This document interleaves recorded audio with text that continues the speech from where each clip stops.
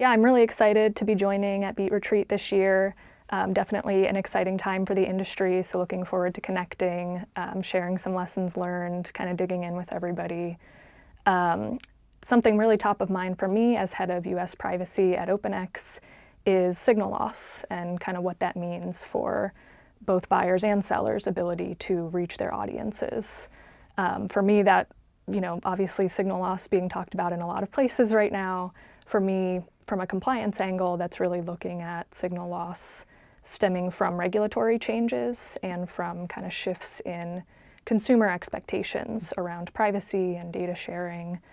So really top of mind for me is talking about sort of privacy-first solutions. How can we make that a reality? How can we kind of help buyers and sellers create solutions that'll work long term? Yeah. And what are some of the signal losses? Like, how is that manifesting? I think there's a lot of changes right now. I mean, there are obviously developers, limiting different signals that are coming through. Obviously, third-party cookie deprecation is a really big part of that, but IP signal loss is a big part of that. A lot of developers are limiting other signals coming through kind of the bid stream to try to prevent fingerprinting and other practices. I think there's also a lot of, as I mentioned, shifts in consumer expectations that might make them, more wary of giving personal data to different brands and advertisers to kind of limit some first-party data that we might see, supplementing some of those losses. And you also see a lot of just regulatory changes. We have huge numbers of new regulations coming on the scene.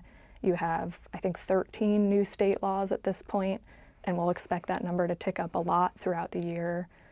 You see potential changes to long-standing federal laws like the Children's Online Privacy Protection Act that may kind of take place and really shift the industry this year. And then you just see a lot of regulators really focused on ad tech right now and kind of challenging long-standing practices. So all of that just translates into, an environment where there's less personal data being passed and there's a lot more risk when you do process it. So what do buyers and sellers misunderstand about data minimization? So data minimization, often something that's mandated in some of these laws, often something that companies are just starting to look at in order to kind of proactively reduce their risk, given all of these changes we've talked about. I think what buyers and sellers tend to do is think less data, and especially less personal data, means, less value, less revenue. And I think that's a mistake because there are a lot of other really valuable signals coming through, content signals, contextual signals.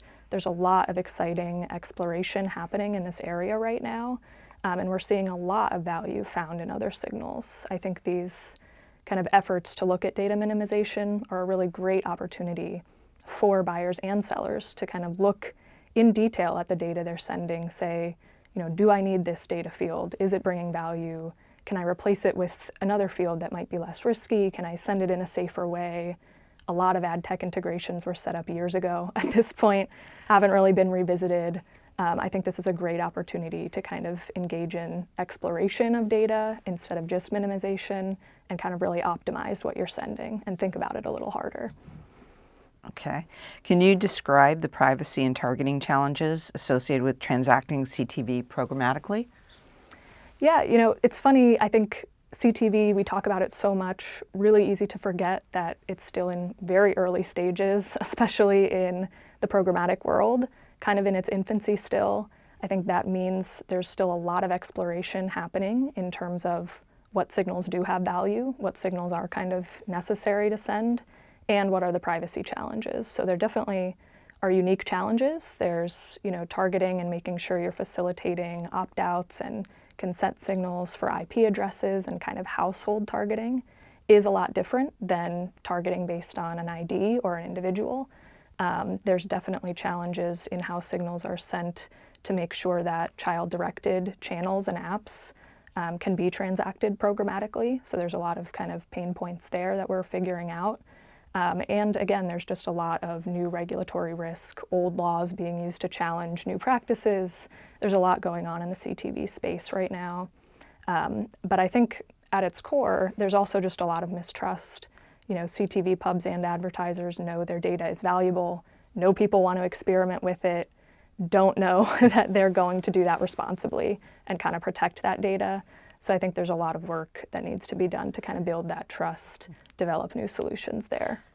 And there's definitely a lot going on right now, and a lot more to happen. So where do you hope to see programmatic CTV solutions a year from now? I think for me, transparency is really kind of the name of the game there. Again, want to see more trust building.